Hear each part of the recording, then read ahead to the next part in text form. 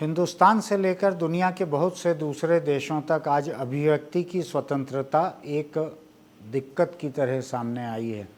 कुछ लोगों के लिए दिक्कत है, कुछ लोगों के लिए वो एक बुनियादी हक है। जो लोकतंत्र जितने अधिक विकसित होते हैं, जितने अधिक परिपक्व होते हैं, वहाँ पर अभिव्यक्ति की स्वतंत्रता उतनी ही अधिक होती है। खासकर यूरोप के देशों को अगर देखें तो वो किसी भी किस्म के खतरे झेलते हुए भी अभिव्यक्ति की स्वतंत्रता का सम्मान करते हैं। अभी हुआ यह है कि स्वीडन में कुछ लोगों ने कुरान को जलाया।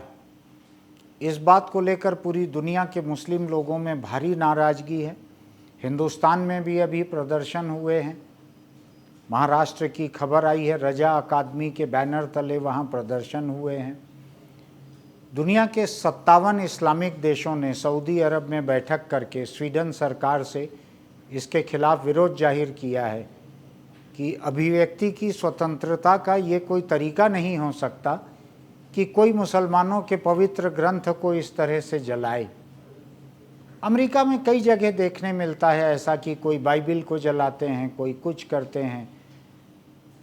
आज़ादी जो है उनके अलग पैमाने हैं वहाँ पर, अमेरिका में, यूरोप में, कई दूसरी जगहों पे। लोगों को याद होगा कि मोहम्मद पैगंबर के ऊपर कुछ कार्टून बनाए थे फ्रांस की एक व्यंग्य पत्रिका शार्ली हेब्दो ने, कई साल पुरानी बात है। इसे लेकर वहाँ पर 2 मुसलमानों ने हमला किया था इस ऑफिस में। उसमें कई लोग मारे गए थे, शायद 1 दर्जन 1.5 दर्जन लोग मारे गए थे उस ऑफिस में, शार्ली हेब्दो के ऑफिस में। लेकिन सरकार ने प्रतिबंध नहीं लगाया था, वहाँ की सरकार ने, कि इसके ऊपर प्रतिबंध लगाना है। दूसरी तरफ हिंदुस्तान में कई ऐसे मौके आए जब यहाँ की केंद्र सरकार ने, यहाँ की राज्य सरकारों ने अलग अलग चीज़ों पर प्रतिबंध लगाए धार्मिक आधार पर। ऐसा एक मौका तो लोगों को याद होगा कि पड़ोस के बांग्लादेश की लेखिका तस्लीमा नसरीन, उनके लिखे हुए उपन्यासों में कुछ इस्लाम का, मुस्लिम बिरादरी का कुछ ऐसा आपत्तिजनक ब्यौरा कुछ लोगों को लगा था, तो भारत की सरकार ने उन किताबों पर रोक लगा दी थी। यहाँ पर पश्चिम बंगाल सरकार ने तो तस्लीमा नसरीन को यहाँ शरण मिली हुई है भारत में, लेकिन बंगाल में नहीं आने दिया था। अभी भी शायद उनको बंगाल जाने नहीं मिलता है, जबकि फ्रांस में वो अच्छे से रह सकती हैं। हिंदुस्तान में उनको बहुत सीमित दायरे में रखा जाता है, सरकारी हिफाजत में। ऐसे ही लोगों को याद होगा सलमान रुश्दी की एक किताब थी, सैटेनिक वर्सेस, शैतान की आयतें। इसके ऊपर जब दुनिया के किसी भी मुस्लिम देश में रोक नहीं लगी थी, दुनिया के किसी इस्लामिक देश में रोक नहीं लगी थी, उस वक्त भारत ने यहाँ पर उस पर रोक लगाई थी। उसकी वजह भी है। उसकी वजह यह है कि जो मुस्लिम देश हैं वहाँ पर इसको लेके उस तरह की हिंसा नहीं हो सकती जिस तरह की हिंसा भारत में हो सकती है, क्योंकि यह समाज इतनी विविधता भरा हुआ है और करीब 20 करोड़ मुसलमान इस देश में रहते हैं। तो जहाँ कहीं उनकी आबादी अधिक है, उनके भीतर की बेचैनी अगर किसी हिंसा में तब्दील होती है तो कोई सरकार उतना खतरा नहीं उठा सकती। इसलिए तुरंत ऐसी रोक लगा दी जाती है। और केवल मुसलमानों के मामलों में नहीं, बहुत से मामलों में लोगों को याद होगा कि मकबूल फ़िदा हुसैन नाम के एक बड़े मशहूर पेंटर हुए थे हिंदुस्तान में। उन्होंने कुछ हिंदू देवी देवताओं के कुछ ऐसे चित्र बनाए थे जिसमें देवियों को बिना कपड़ों के बनाया था उन्होंने पेंटिंग्स में। इसको लेके उनके खिलाफ इतने सारे जगहों पर, इतने प्रदेशों में, अदालतों में मुकदमे इतने सारे दायर कर दिए गए थे कि वो देश छोड़कर ही चले गए, दूसरे देशों में रहे और वहीं पर मर गए। वो जीते जी हिंदुस्तान लौट नहीं पाए। तो सरकार ऐसी फिक्र करती है कि अपने देश में अराजकता ना आए। ये हिंदुस्तान का अभिव्यक्ति की आज़ादी को देने का और अमन चैन के रख रखाव का इसके अपने पैमाने हैं। यूरोप के देश, अमेरिका, इसके अलग पैमाने हैं। अब मैं धर्म से थोड़ा सा अलग आता हूँ। अभिव्यक्ति की स्वतंत्रता आज का मुद्दा है, धर्म नहीं है। अब मैं इसके ऊपर जब आता हूँ तो आज की तारीख में आज भारत सरकार कनाडा की सरकार से बहुत नाराज़ है कि कनाडा में खालिस्तानी आंदोलन चलाने वाले लोगों को खालिस्तान के पोस्टर लगाने मिल रहे हैं, भारत सरकार के खिलाफ पोस्टर लगाने मिल रहे हैं। खालिस्तान बनाएंगे हिंदुस्तान के भीतर, पंजाब के इलाके में ये मांग की जा रही है। और ये खालिस्तान का आंदोलन बड़ा हिंसक आंदोलन पहले हो चुका है। तो आज भी कभी ऑस्ट्रेलिया में, कभी ब्रिटेन में, कभी कनाडा में इस तरह के आंदोलन चलते रहते हैं। इन्हीं में से एक देश में आपको याद होगा, अभी कुछ अर्सा पहले एक झांकी ऐसी निकाली गई थी, ऑपरेशन ब्लू स्टार की बरसी का दिन था या कुछ था उस दिन, जिसमें सिख अंगरक्षक इंदिरा गांधी को मार रहे हैं, इंदिरा गांधी की साड़ी पे जगह जगह खून के निशान हैं, ऐसे पुतले बनाए गए थे, उसकी झांकी निकाली गई थी।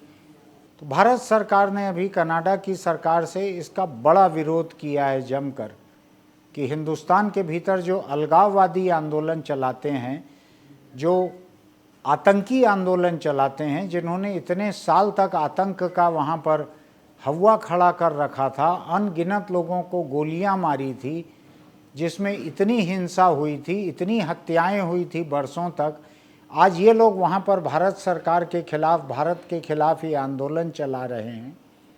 कनाडा का यही कहना है कि वहाँ अभिव्यक्ति की जो स्वतंत्रता है उसके तहत जब तक कोई हिंसा की बात न करें तब तक वो उसको नहीं रोक सकते।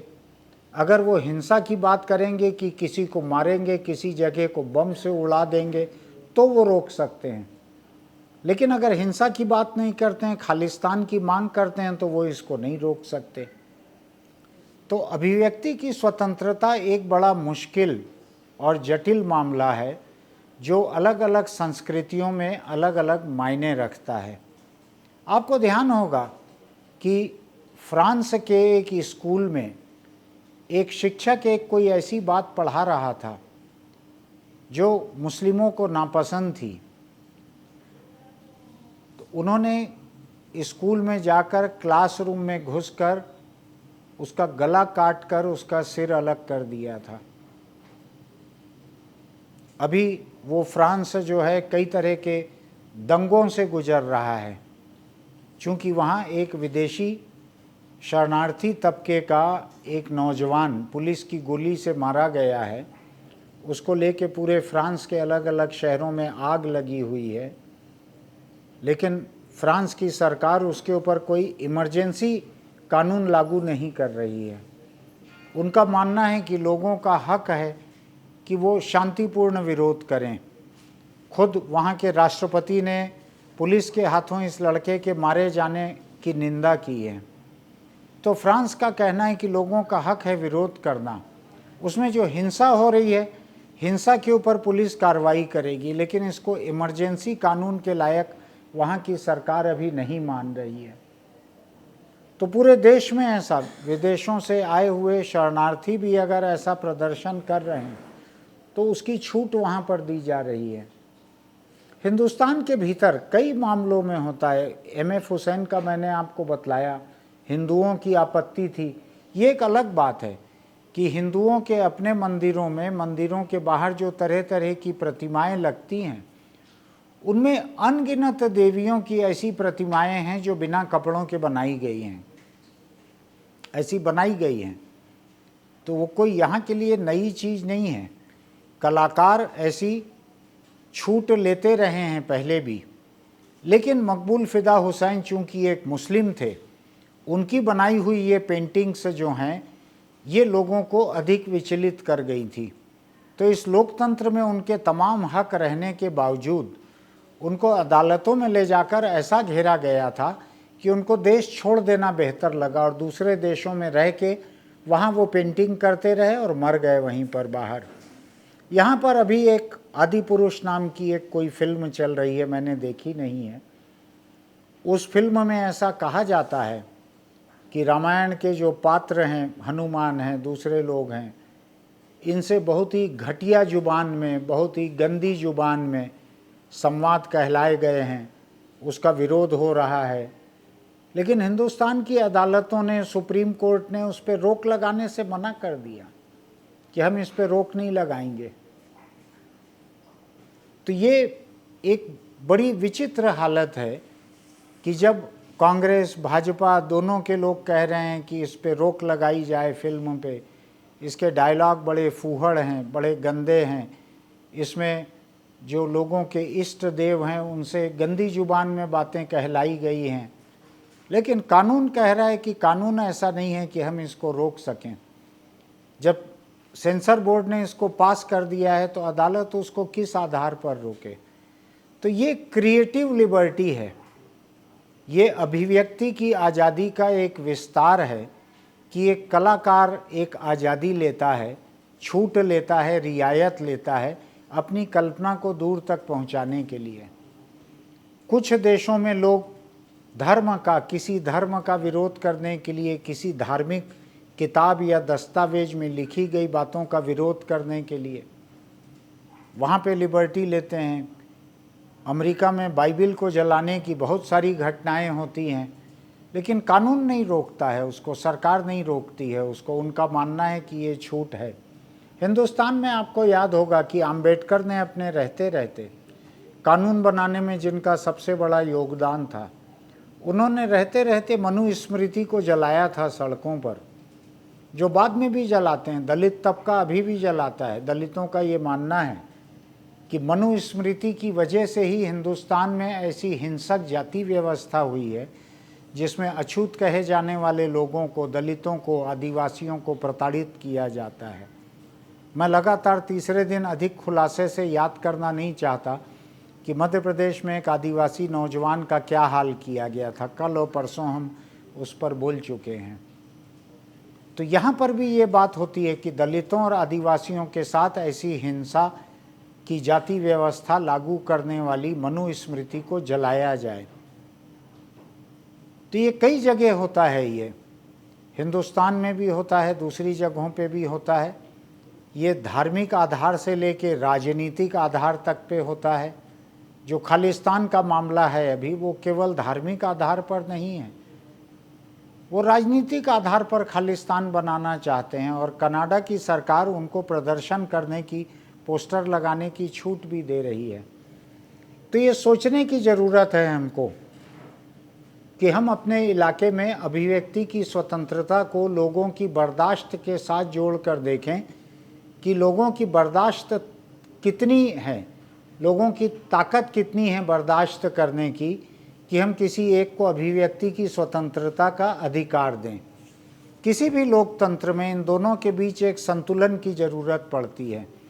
एक व्यक्ति की अभिव्यक्ति की स्वतंत्रता, दूसरे व्यक्ति की अपनी धार्मिक आज़ादी का हक, इन दोनों के बीच एक संतुलन की ज़रूरत पड़ती है। एक बात और समझने की ज़रूरत है कि हिंदुस्तान में गाय एक बड़ा मुद्दा है। बहुत से प्रदेशों में गोमांस को खाना एक पुराना प्रचलन है। कुछ लोगों का ये कहना है, इतिहासकारों का, कि महाभारत काल में, उसके पहले बड़े अच्छे से जिक्र है किताबों में, उस वक्त की किताबों में। लोगों ने बाद में जो इतिहास लिखा है उसमें लिखा हुआ है कि बैल का मांस खाना, गाय का मांस खाना उस समय प्रचलन में था। लेकिन आज ये बड़ा राजनीतिक मुद्दा है। कई प्रदेशों के लोग इस हक के लिए लड़ते हैं कि नहीं, सरकार हमको नहीं रोक सकती। कई प्रदेशों में ऐसा शक होने पर भी जिनके पास मांस है या जो बेच रहे हैं, चाहे उसकी जांच न हुई है, उनको पीट पीट कर मार डाला जाता है। ये धर्म से जुड़ा हुआ मामला है, ये किसी पसंदीदा जानवर से जुड़ा हुआ मामला नहीं है। गाय का एक धार्मिक महत्व माना जाता है। तो ये एक बड़ा मुद्दा है हिंदुस्तान में। पूरा का पूरा उत्तर पूर्व, गोवा, केरल, पश्चिम बंगाल, ऐसे कई प्रदेश हैं जहाँ गोमांस भारी प्रचलन में है। वहाँ के राज्य सरकारों ने इस पर रोक नहीं लगाई है। इनमें से अधिकतर ऐसे प्रदेश हैं जहाँ खुद भारतीय जनता पार्टी ने चुनाव में लोगों से वायदा किया है कि हम अगर जीत कर आएंगे तो बीफ के ऊपर कोई रोक नहीं लगाई जाएगी। बीफ आपको हासिल होती रहेगी। तो ये उन प्रदेशों में बसने वाले या बाकी देश के जो गौ प्रेमी हिंदू हैं उनकी धार्मिक भावनाएं, और जो अपने मर्जी का खाने का हक चाहते हैं उनकी स्वतंत्रता की, खान पान की स्वतंत्रता की भावना, इसके बीच का ये एक टकराव है। इसके बारे में भी सोचना है। छत्तीसगढ़ के लोगों को याद होगा कि जब अजीत जोगी 2000 से 2003 के बीच यहाँ पर मुख्यमंत्री थे और आज के मुख्यमंत्री भूपेश बघेल जोगी मंत्रिमंडल में थे, उस वक्त भूपेश बघेल के पिता नंद कुमार बघेल, उनकी लिखी हुई एक किताब ब्राह्मण कुमार रावण को मत मारो, उस किताब को लेके उसके खिलाफ पुलिस में रिपोर्ट हुई थी, उनको गिरफ्तार करके जेल भेजा गया था। अभी फिर कुछ साल पहले जब भूपेश बघेल मुख्यमंत्री थे, उस वक्त भी ब्राह्मणों के खिलाफ उनके कुछ बयानों को लेकर उनको फिर गिरफ्तार किया गया था। तो ये उनकी अभिव्यक्ति की एक स्वतंत्रता है, जो राम के खिलाफ, रामायण के खिलाफ, ब्राह्मणों के खिलाफ वो लगातार बोलते हैं और लिखते हैं।